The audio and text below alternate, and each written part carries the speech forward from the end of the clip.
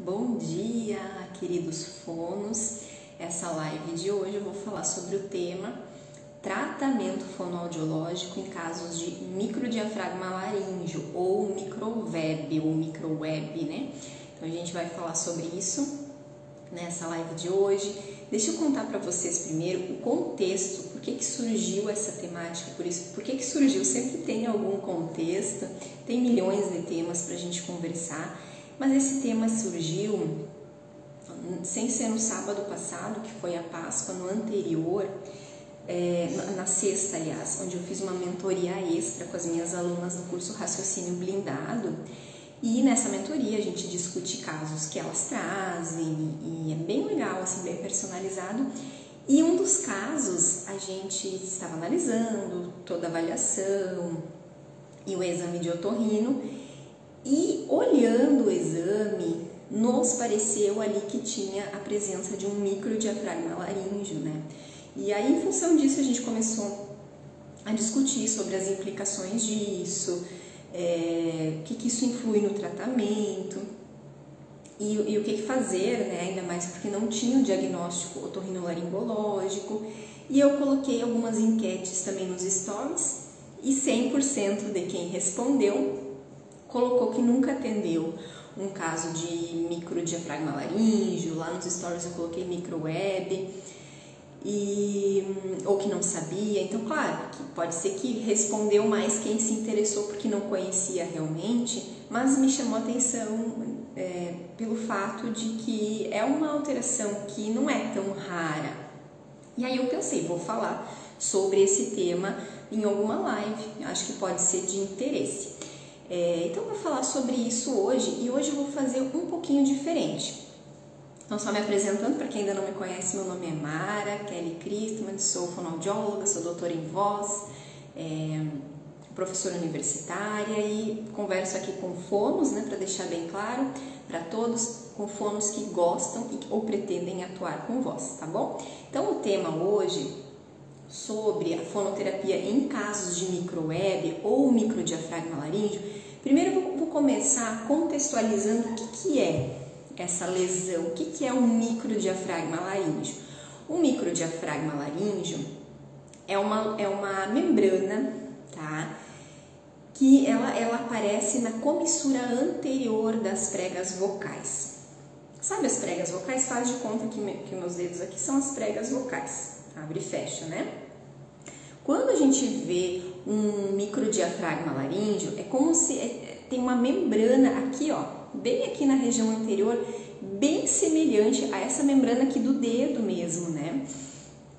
Em vez de ser um triângulozinho assim, ela fica ali, ó, meio curvadinha, a gente vê essa membraninha. Só que essa membraninha, ela vem da infraglote, né? Então, por isso que ela não é tão fácil de visualizar. E eu estava dando uma olhada agora em alguns estudos, até nessa live de hoje eu vou falar um pouquinho mais, vou falar sobre dados científicos, vou falar sobre estudos, inclusive tem um artigo que é bem resumido, que ele dá bem para entender, eu vou falar um pouquinho sobre ele também, e aí já vou fazer um pouquinho aqui com vocês também, essa questão da interpretação, como que a gente lê os artigos, como que a gente interpreta, né? Como que o que está escrito ali a gente vai passar para o nosso entendimento, para a nossa prática clínica. Então, eu vou fazer um pouco disso. E esse artigo, deixa eu passar aqui o nome para vocês. O nome desse artigo é Diagnóstico de Microweb de Comissura Anterior por Videolaringoestroboscopia. É um artigo de alguns autores que são otorrinos, tá? Adriana da Silva Lima, Domingos Tsuji, entre outros. Ele foi publicado em 2002 na Revista Brasileira de Otorrinolaringologia. Depois eu vou mandar para vocês esse artigo em PDF lá no grupo do Telegram, que é o grupo Trocas em Voz. Se alguém ainda não está nesse grupo e gostaria de entrar, é um grupo gratuito para fonoaudiólogos, onde a gente fala sobre temas relacionados à voz. Eu compartilho materiais, compartilho insights, compartilho áudios, e lá você pode também tirar a sua dúvida. Você pode me mandar suas dúvidas e tirar essas dúvidas comigo que eu vou responder, tá? É gratuito, é para todos os fonos e estudantes de graduação que queiram. Como que você pode fazer para entrar? Se você está vendo esse vídeo pelo YouTube, provavelmente o link vai estar na descrição do vídeo e também o link geralmente está na bio, mas agora o link não está na bio, porque agora atualmente o link que está na bio é o link da nossa jornada Descomplica Fono. Inclusive vou aproveitar para fazer um convite também para todo mundo que é fono, que gosta de voz, ou que tem algum paciente, ou que tem perspectiva de atender paciente, que quer se aprofundar, que quer variar as técnicas, que quer melhorar o raciocínio clínico, para se inscrever nessa jornada que é gratuita, online. São 3 dias onde a gente vai falar, eu vou falar com vocês sobre temas relacionados ao raciocínio clínico, como melhorar o raciocínio clínico, para encontrar a técnica ideal para qualquer paciente de voz. Então se inscreve lá que é gratuito. Então agora o nosso link da bio está com a inscrição dessa jornada. Mas se alguém quiser entrar no grupo do Telegram e não achar o link, manda também um comentário, coloca aí um comentário, pede no direct, que assim que eu conseguir ver, eu compartilho e envio para vocês, tá bom? Bom, gente, então assim, vocês entenderam o que é um microdiafragma laríngeo, né? Ele é essa membrana, ele pode ser encontrado, né? Ele pode ocorrer de tamanhos assim variados, né? E na lateral, ali na região da infraglote, claro que daí muitas vezes ele não vai ser percebido, não vai ser visto no exame. E o que esse artigo fala aqui? Olha que interessante, gente, o que ele fala? Que muitas vezes essa lesão, então não sou eu que estou dizendo, hein? É o artigo que encontrou isso aqui e que está dizendo, com base em outras referências também, que em alguns casos ele não é percebido no exame otorrinolaringológico, né? Para ele ser percebido é necessário dar uma atenção para essa região ali anterior, tá? E como ele fica, mesmo ele vem da infraglote, é difícil de perceber. Se o exame fica um pouquinho embaçado, já fica complicado de ver. Até nesse exame que a gente estava analisando na mentoria, foi um pouquinho difícil, não ficou tão claro, tipo, é um microdiafragma laríngeo. Até conversei com a aluna para ela falar com o otorrino que fez esse exame para discutir esse caso. Mas assim, depende da qualidade do exame, depende também, gente, se no exame é possível ver realmente a comissura anterior, porque tem alguns exames que às vezes o paciente ele tem ânsia de vômito, principalmente quando é a laringo, que é, né, aquele que é feito, né, pela boca, mesmo que daí o paciente fica com ânsia de vômito. Quando é naso é um pouquinho mais fácil de fazer, mas quando o paciente tem ânsia de vômito, às vezes o otorrino não consegue ver toda a comissura da prega vocal, inclusive a anterior, e aí ele acaba não vendo esse microdiafragma laríngeo. Pode acontecer de não ver. Outra coisa, que mais que pode acontecer dele também não perceber? Muitas vezes o microdiafragma laríngeo ele vem associado com lesões, com outras lesões, e vocês já vão entender por que disso, por que ele vem associado com lesões. Mas uma coisa importante que eu quero dizer antes de falar um pouquinho mais disso, assim, de mostrar para vocês a importância de que vocês saibam sobre o microdiafragma laríngeo, de que vocês saibam como tratar, é que ele não é tão raro assim, tá?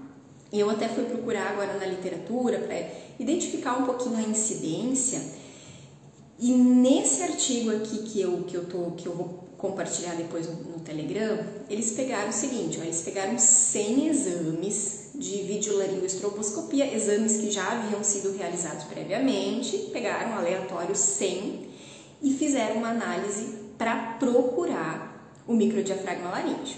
E eles encontraram, gente, de 100 pacientes, 12 com microdiafragma laríngeo. Ou seja, na minha opinião é muita coisa, né? Claro que Não é que 12% da população tenha microdiafragma laríngeo. Não, a gente tem que entender que essa amostra já foram pacientes que foram procurar o otorrino porque estavam disfônicos, tá? Então não é que assim, na população geral 12% tem a probabilidade de ter microdiafragma laríngeo. Não, mas dentre os pacientes disfônicos a gente tem uma incidência maior e ele está muito associado ao insucesso da terapia fonoaudiológica, tá? Por quê, gente? Vamos lá, agora vamos entender um pouquinho mais esse processo. Primeiro, o que ele vai causar na voz? Vamos lá. O microdiafragma laríngeo, ele é ocasionado principalmente, ele pode ser congênito ou mecânico, tá? Quando ele vai ser congênito? Quando o paciente nunca teve nada em laringe, nunca foi entubado, não teve nenhuma lesão mecânica em laringe, ele vai ser com, né, uma maior probabilidade é que ele seja congênito. Então, entra dentro das alterações estruturais mínimas da cobertura das pregas vocais, tá? Lembram que essas alterações mínimas da cobertura de pregas vocais, elas estão dentro das disfonias funcionais, por quê? Com a justificativa de que, embora tenha uma lesão, né, uma alteração ali visível nas pregas vocais, são alterações estruturais menores, que muitas vezes não têm um impacto direto na voz do paciente. Eles vão acabar prejudicando, principalmente esse microdiafragma laríngeo, vai acabar prejudicando, interferindo mais na voz do paciente negativamente, quando ele associa com comportamentos de uso inadequado da voz, quando ele associa com aumento da demanda vocal, sem cuidado, sem preparo. Então a gente pode dizer assim, ó, que o microdiafragma laríngeo ele vai predispor aquele paciente a ter uma disfonia, tá? Muitas vezes com o desenvolvimento de lesões secundárias. Essas lesões secundárias podem ser nódulos vocais, que são daí disfonias organofuncionais, ou seja, o paciente já tem aquela alteraçãozinha ali que está dificultando um pouquinho a questão do uso da voz, e aí ele ainda associa com esforço, ele ainda associa com aumento, né, da demanda, com aumento do uso, vai ficar mais fácil para ele desenvolver nódulos vocais. Mas também pode ter outras lesões associadas ali, como por exemplo cistos vocais. Mas por quê? Claro que cisto epidermoide, né? A gente sabe que ele pode ser ou congênito ou adquirido, mas quando ele for congênito, aí não necessariamente ele vai ter surgido secundariamente ao microdiafragma laríngeo, não, tá? Mas acontece que essas alterações congênitas, às vezes elas vêm em dupla, tá? Isso é bem comum também. Às vezes o paciente tem um microdiafragma laríngeo e um cisto, um microdiafragma laríngeo e um sulco. Às vezes elas vêm em dupla, né? E é por conta mesmo que, assim, aquele paciente já tem uma alteração, ele acaba tendo uma predisposição ali de ter outra também. Então, por isso, tá, gente? E aí, o microdiafragma laríngeo em si, ele não causa uma alteração na qualidade vocal muito perceptível. O que vai fazer muitas vezes ele procurar otorrino, procurar fono, é uma disfonia secundária a isso e até mesmo alguma lesão secundária, né, ao microdiafragma, por exemplo, os nódulos vocais, ou uma alteração estrutural mínima que ocasione uma interferência maior sobre a voz, como é o caso do cisto. E por que, gente? Vamos entender por que ele interfere e por que ele não interfere. Vamos pensar o seguinte: se a gente tem um cisto, em uma outra live eu posso falar até sobre o cisto, se vocês quiserem. Se vocês quiserem, comenta aqui, já me deixa um comentário que você gostaria que eu falasse sobre o cisto. Mas assim, de uma forma geral, o cisto ele pode estar em vários lugares, ele não tem um lugar específico, mas se ele está em zona nobre de vibração, né? Faz de conta que minha mão é a prega vocal, fechou. Essa parte aqui, ó, é a zona nobre de vibração, é onde vai vibrar. Então, qualquer coisa que tiver aqui nessa zona nobre de vibração vai interferir. Uma fenda, uma fenda que não é uma lesão, né? Que é uma alteração muscular, geralmente, ela vai interferir porque ela vai bagunçar esse negócio aí, vai bagunçar o ciclo. Uma lesão, uma bolinha, né, um cisto, não vai deixar ficar simétrico, vai interferir, vai gerar principalmente rouquidão, não vai deixar fechar totalmente, vai gerar soprosidade, aí a gente vai ter uma série de alterações. Mas o microdiafragma laríngeo, pense o seguinte, ó, então tá aqui prega vocal, né? O microdiafragma laríngeo, geralmente ele fica aqui nessa região anterior. Então não vai pegar assim propriamente a vibração. Deixa eu só desligar o ar aqui que agora eu tô com frio. O que acontece? Essa regiãozinha aqui, geralmente ele tem um tamanho ali de 2 a 3 milímetros, claro que, né, comparando, né, com o tamanho da prega vocal, enfim, mas ele é pequenininho, ele é bem pequenininho ali na frente. O que acontece? Esse espaço não vai vibrar, porque vai estar tipo assim, ó, sendo segurado por essa membrana, então não vai ter vibração ali, tá? Basicamente o que vai acontecer é que eu vou diminuir o espaço de vibração. Então é como se eu tirasse um pedacinho, né? Se esse paciente tivesse um pedacinho de prega vocal a menos para vibrar. E isso como se então o tamanho da prega vocal dele reduzisse um pouquinho. E com isso nós temos a tendência de ter um pitch um pouquinho mais agudo, entenderam? Vocês sabem que se eu tiver uma prega vocal mais comprida, o que vai acontecer? A voz vai ficar mais grave, como é o caso aí comparando homens com mulheres, né? Então, o homem tem a prega vocal maior, mais comprida, ela vai ficar mais grave em comparação a uma mulher.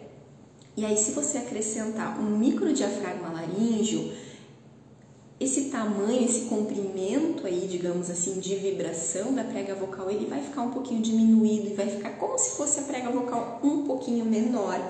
E aí a gente vai ter a tendência de ter um pitch mais agudo. Isso é importante, gente, porque eu sempre falo das nossas avaliações, das avaliações que a gente faz, a gente consegue mais ou menos inferir assim, o que a gente espera no exame de laringe, né? Claro que não tem como a gente ter certeza e óbvio que às vezes muda, mas a gente consegue, assim, pelo menos dizer, olha, a gente tem sinais disso, tem sinais daquilo, né? Falar com o otorrino, muitas vezes, olha, procura tal alteração que pode acontecer. Outro dia mesmo eu atendi um paciente que não veio no diagnóstico, mas pelos achados da minha avaliação, me parece, né, e assim, a qualidade do exame não dá para ver, o otorrino não diagnosticou, mas pela avaliação é condizente com um sulco vocal. Então, quando ele for de novo no otorrino, eu já vou conversar para o otorrino ver se, né, para olhar, assim, procurar mesmo, né, porque senão ele acaba também não vendo, então a gente pode auxiliar nesse sentido assim. E o microdiafragma laríngeo, ele precisa muitas vezes ser realmente procurado, não porque eu estou dizendo aqui, mas o artigo falou, tá, gente? O artigo está dizendo isso realmente, que muitos pacientes, ele acaba passando despercebido. Deixa eu só ver um dado aqui que eu queria falar para vocês, um número certinho. Inclusive, tem alguns, deixa eu ver aqui, então eles eles colocam aqui com base em artigos que de 12 a 20% dos pacientes disfônicos podem ter microdiafragma laríngeo. E cadê esse dado que eu queria pesquisar, que eu queria falar para vocês, que é o seguinte, tem um outro estudo, agora não sei se eu vou achar aqui no meio do texto, mas um outro estudo que encontrou, gente, que conseguiu diagnosticar o microdiafragma laríngeo lá durante a microcirurgia. Porque assim, ó, vamos pensar o que acontece. Então, o paciente tem cisto, né? E a gente sabe que o cisto, o microdiafragma laríngeo e cisto, tá? Faz de conta. Então, o cisto a gente sabe que A gente não reabsorve com a fonoterapia.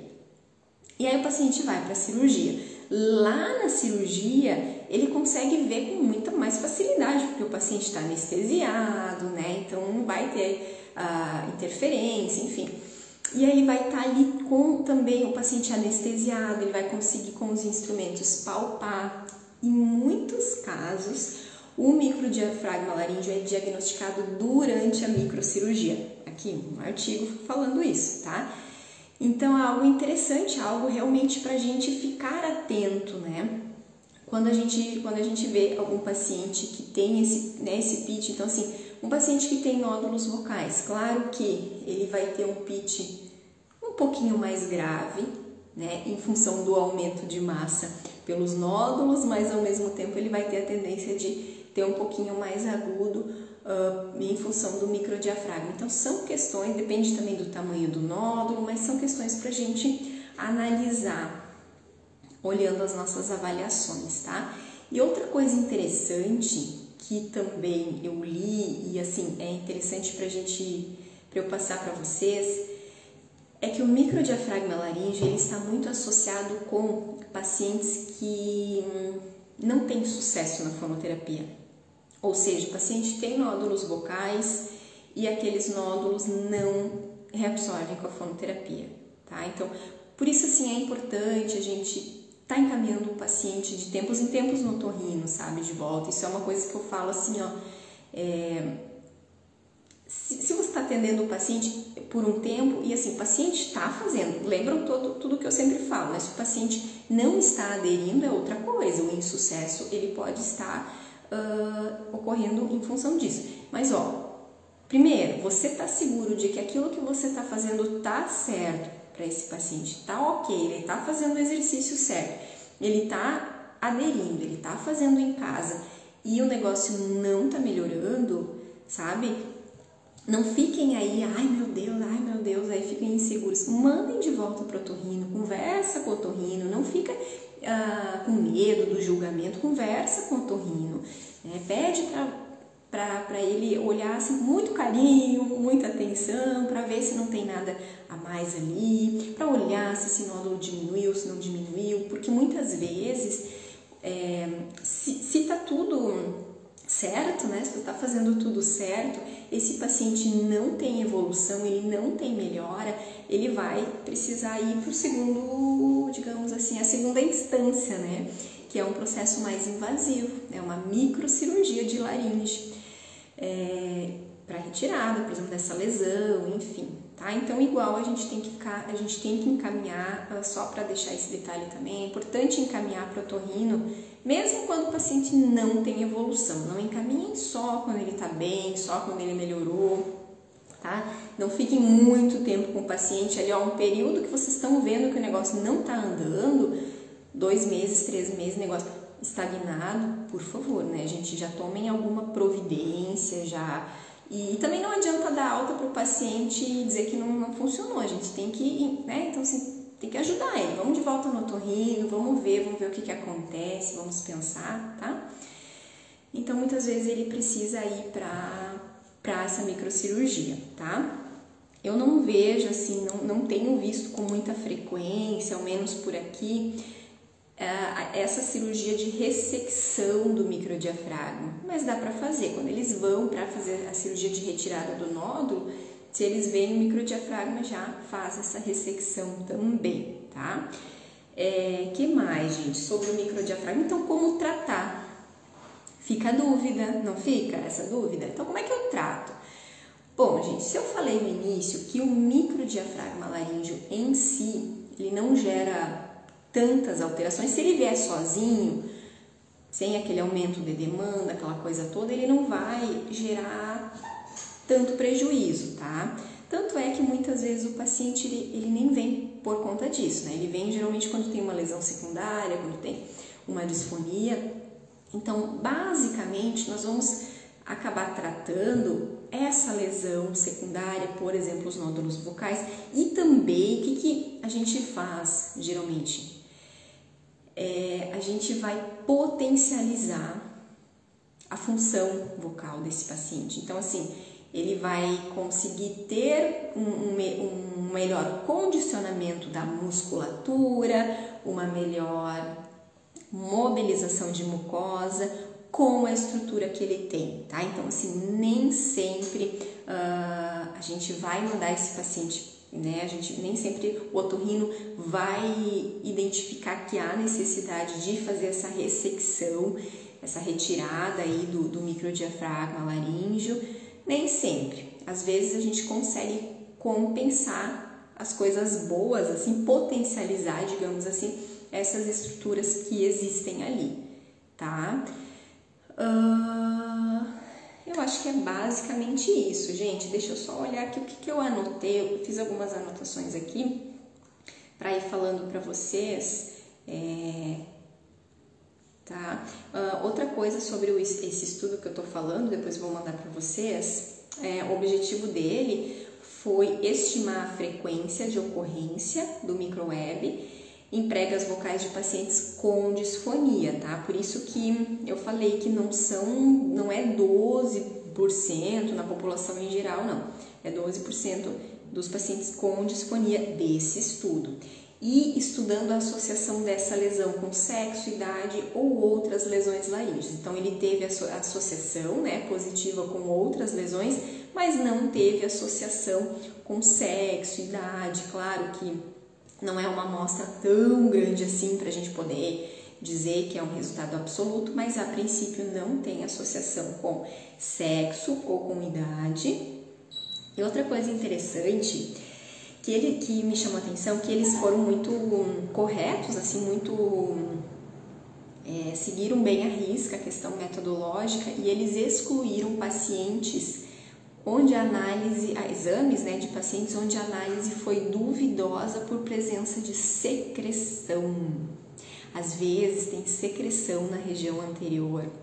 E se o paciente não faz, né, geralmente o otorrino pede para ele fazer o pigarro, para limpar essa secreção, e tem que olhar bem sem essa secreção. Tem que pedir para o paciente tirar essa secreção para ver, porque se ficar ali a secreção, aí mesmo que não vai conseguir ver, se tiver microdiafragma laríngeo, não vai ser possível de ver. Então, isso aqui achei interessante. E também eles excluíram exames justamente que não deu para ver muito bem a comissura anterior, que é aquilo que eu falei. Então, precisa ser identificada a comissura anterior. Olha só, as principais lesões encontradas foram nódulos, lesões inflamatórias como pólipos, pseudocisto, edema de Reich e cordite. Então, algumas aí disfonias organofuncionais que vêm depois, que não é coisa que nasceu junto com o paciente, e algumas alterações estruturais mínimas também, como cisto, sulco e ponte mucosa. E ainda teve paciente com leucoplasia, câncer e atrofia de prega vocal também, aqui nesse estudo. Aqui eu achei aquele dado que eu queria dizer para vocês, que agora eu não peguei o nome do autor aqui para dizer para vocês, justamente o autor cortou. Mas em outro estudo de 94, foram identificados 105 pacientes com nódulos vocais, e desses 105, 11 tiveram um microdiafragma laríngeo, e 11, olha que interessante, 10 desses 11 tiveram o diagnóstico durante o intraoperatório. Então, isso aqui ilustra bem para a gente ver como não é algo fácil fazer esse diagnóstico do microdiafragma laríngeo. Então, achei bem interessante. Aí outro estudo aqui encontrou 8 microdiafragmas laríngeos em 115 pacientes, então mais ou menos aí essa mesma média, né? A questão da relação com o insucesso da fonoterapia, então já comentei também. Um estudo de Ford de 93, as referências, claro, esse artigo que eu estou mostrando para vocês, ele já é de 2002. Eu trouxe ele, não por ele ser um artigo super atualizado, mas porque ele é um artigo bem didático, bem bom, assim, bem curtinho para ler. Eu acho que vale a pena. Então, as referências que ele usou já foram mais antigas ainda, tá? Mas não por ser antigos que a gente precisa descartar, assim, de dizer que a gente não tem mais aprendizado sobre aquilo. Então, vamos cuidar, tá, gente? Isso é algo assim, eu como professora também, como orientadora de TCC, a gente sempre orienta os alunos que eles procurem referências atualizadas, porque, claro, a gente sempre quer as informações mais atualizadas e para publicar também as revistas exigem que as referências usadas sejam mais atualizadas possíveis, mas tem algumas questões que a gente não tem muito estudo de uma forma geral. Então imagina dos últimos 5 anos, o microdiafragma laríngeo é um exemplo assim que não tem muito, então esse foi um que eu achei bem interessante, gostei bastante da forma de escrita, mas voltando aqui. Então esse autor, Ford et al. De 93, identificou que 50% dos pacientes que tinham microweb tiveram insucesso na fonoterapia. Bastante, né, gente? Então pensem aí, já comecem a pensar sobre os pacientes que vocês têm que não estão evoluindo, vão lá analisar os dados de avaliação, pega lá o exame, a gravação, dá uma procurada ali, dá uma olhada mesmo se não tem alguma alteraçãozinha ali na região anterior, tá? Porque às vezes pode ser que não é culpa sua, né? Não é que você não está fazendo certo, é algo realmente sobre o paciente. Que mais, gente? Deixa eu ver. Aqui outro estudo, tá? Mostrou que 78% dos pacientes tiveram insucesso. Não, 78% tiveram sucesso, desculpa, no tratamento fonoterápico com pacientes com nódulos e microweb, tá? É outro dado. E aí mostrando de novo aquilo que eu falei para vocês, que a indicação cirúrgica não acontece sempre. Não é assim, mesmo que eu não consigo reabsorver o microdiafragma laríngeo, eu não vou conseguir fazer ele sumir, mas nem sempre eu vou precisar que esse paciente retire, que ele faça uma cirurgia. Tá bom, pessoal? Dúvidas? Alguma dúvida que vocês queiram me perguntar? Se não temos dúvidas, eu vou encerrando por aqui, daí lembrem de encaminhar esse vídeo, essa live para os colegas fonos, né, para a gente conseguir ampliar aí a nossa rede de conhecimento, para a gente ter cada vez mais fonos que gostem da área de voz, porque é uma área muito legal, né, com certeza. E até a próxima, tá bom, pessoal? Tchau, tchau, beijo!